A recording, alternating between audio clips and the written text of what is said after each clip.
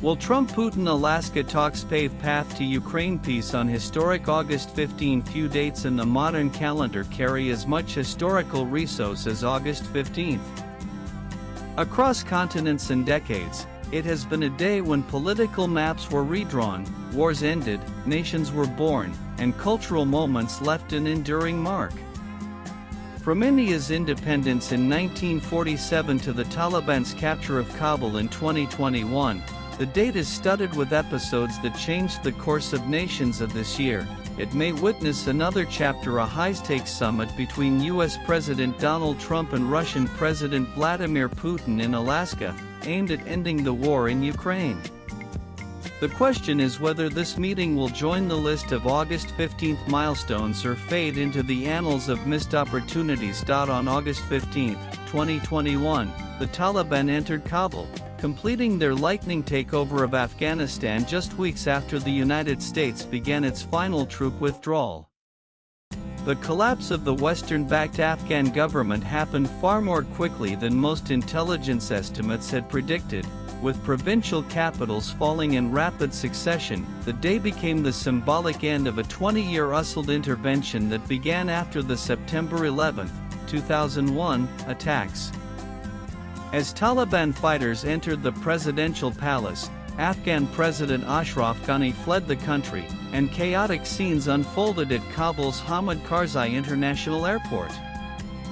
Thousands of Afghans desperate to escape swarmed the tarmac, leading to tragic images of people clinging to departing U.S. military planes. For Washington and its allies, the fall of Kabul was a moment of geopolitical reckoning.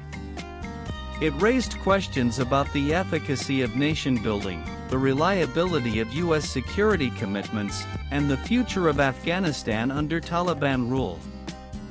For Afghans, it marked the return of an Islamist regime that had been ousted 2 decades earlier. India's independence from British colonial rule was one of the most transformative moments of the 20th century, not just for South Asia but for the global wave of decolonization that followed. After nearly 200 years under British control, first through the East India Company and later the British Crown, the country emerged as a sovereign, democratic republic. The moment came after decades of sustained nationalist struggle, marked by movements such as the Non-Cooperation Movement, the Civil Disobedience Movement, and the Quit India Movement, led by figures like Mahatma Gandhi, Jawaharlal Nehru, Sardar Vallabhbhai Patel, Subhash Chandra Bose, and countless unsung freedom fighters. Alongside independence came the partition, which carved the subcontinent into India and Pakistan based on religious demography.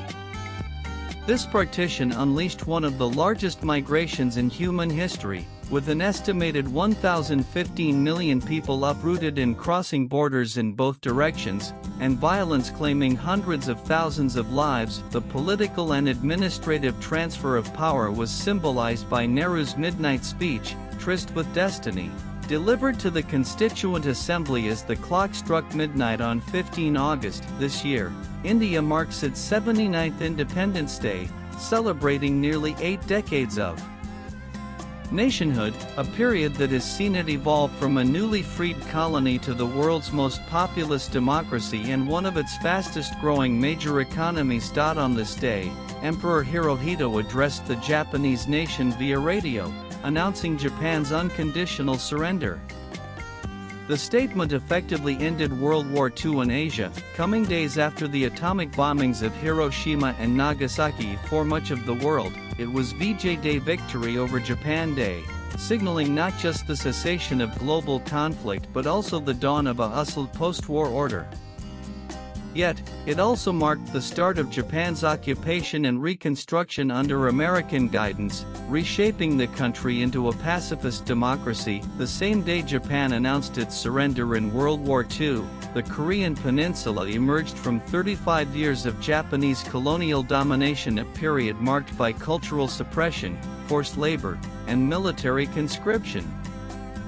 The liberation is celebrated annually as Gwangbokjeol, Restoration of Light in South Korea, and Liberation Day in North Korea, symbolizing the regaining of national sovereignty after decades of foreign rule. But the joy was short-lived.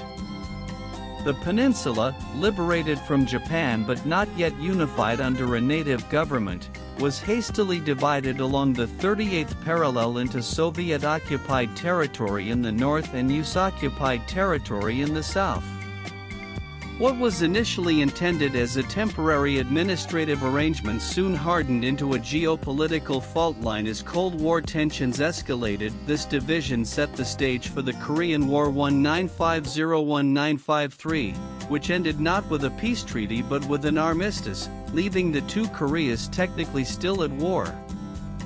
The inauguration of the Panama Canal was more than just the completion of an engineering marvel. It was a defining moment in the history of global trade and geopolitics. Spanning 82 kilometers through the Isthmus of Panama, the canal connected the Atlantic and Pacific Oceans, eliminating the need for ships to navigate the long and hazardous route around Cape Horn at the southern tip of South America. Its successful completion on August 15, 1914, just weeks after the outbreak of World War I, transformed maritime commerce by dramatically shortening shipping times and costs. Strategically, the canal cemented the United States' role as a dominant power in the Western Hemisphere. It gave Washington enormous leverage over international shipping and became a key asset in both world wars, allowing the U.S. Navy to redeploy rapidly between oceans. Yet, it also became a flashpoint in U.S.-Latin American relations, with Panamanians long demanding sovereignty over the canal zone. This demand was finally met when control was handed over to Panama on December 31, 1999, under the terms of the 1977 Torrijos-Carter Treaties. The end of French colonial rule in what is today the Republic of Congo, also known as Congo-Brazzaville, was part of a wider wave of African independence in 1960, often called the Year of Africa. While independence was cause for celebration, the years that followed were marked by political instability, coups, and Cold War-era power struggles, illustrating the challenges many post-colonial states faced. On this date, Bahrain ended its status as a British protectorate, becoming a fully sovereign state. Its independence came during a period of British withdrawal from the Gulf and amid the reordering of power in the region following the discovery of oil. Today, Bahrain's strategic location in the Gulf and its close ties with Western powers make its independence anniversary both a national celebration and a reminder of the shifting balance in Middle Eastern geopolitics. When the Woodstock Music Art Fair opened on a dairy farm in Bethel, New York, on August 15, 1969, organizers expected around 50,000 attendees.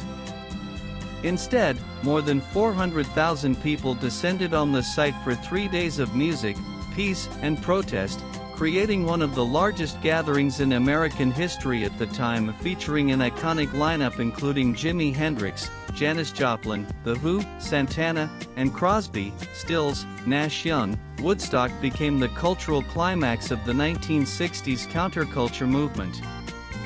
It embodied an anti-establishment ethos, opposition to the Vietnam War, rejection of materialism, and a belief in collective peace and love, while also revealing the power of music festivals as political and social spaces. Against this historic backdrop, August 15, 2025 will see an extraordinary diplomatic encounter. U.S. President Donald Trump and Russian President Vladimir Putin are set to meet in Alaska to discuss ending the war in Ukraine. The war, now well into its third year, has caused widespread devastation and reshaped global security dynamics. Trump had repeatedly claimed, both during his presidential campaign and after taking office in January 2025, that he would end the conflict within 24 hours. Yet, more than half a year into his term, the war grinds on. After setting an August 8 deadline for Russia to agree to a ceasefire or face tougher U.S. sanctions, Trump instead announced this face-to-face summit. 3 previous Trump-brokered rounds of Russia-Ukraine talks this summer have failed to narrow differences. Ukraine insists on full territorial integrity, rejecting any deal that legitimizes Russian control over occupied regions, particularly Crimea. Russia remains adamant on keeping Crimea, securing the Donbass, and ensuring Ukraine's neutrality. The Trump administration has floated a controversial framework, reportedly involving territorial swaps that would allow Russia to retain Crimea and the Donbass while ceding Kherson and Zaporizhia back to Ukraine. This proposal has already drawn sharp criticism from Ukrainian President Volodymyr Zelensky, who has warned against any decisions without Ukraine, although the White House has hinted at a possible trilateral meeting including Zelensky. For now, it remains a Trump-Putin summit. U.S. Vice President J.D. Vance has said that including Zelensky at this stage would not be productive, suggesting the U.S. president must first broker an initial understanding with Russia before bringing Ukraine into the room. The choice of Alaska is heavy with historical symbolism. Once a Russian territory, it was sold to the U.S. in 1867. For Russia, the location underscores its historical ties to the region. For the U.S., it represents a reminder of strategic expansion. Alaska also sits geographically close to Russia, separated only by the Bering Strait, making it a politically neutral yet symbolically charged venue. The stakes are high, but so are the risks. If the talks fail, both sides could harden their positions. Russia might escalate military operations ahead of any future negotiations, while Ukraine could push for stronger NATO security guarantees. For Trump, a breakdown would undercut one of his most prominent foreign policy pledges that only he can deliver peace in Ukraine. As with many historic events that have taken place on this date, the outcome will be judged not just by immediate headlines but by its long-term consequences. Swipe left for next video. From independence struggles and wartime surrenders to cultural revolutions, August 15th has been a date when history has pivoted in new directions. Whether the Trump-Putin Alaska talks will join that list depends on whether they produce a genuine step towards ending one of the most dangerous conflicts of the 21st century, or simply become another entry.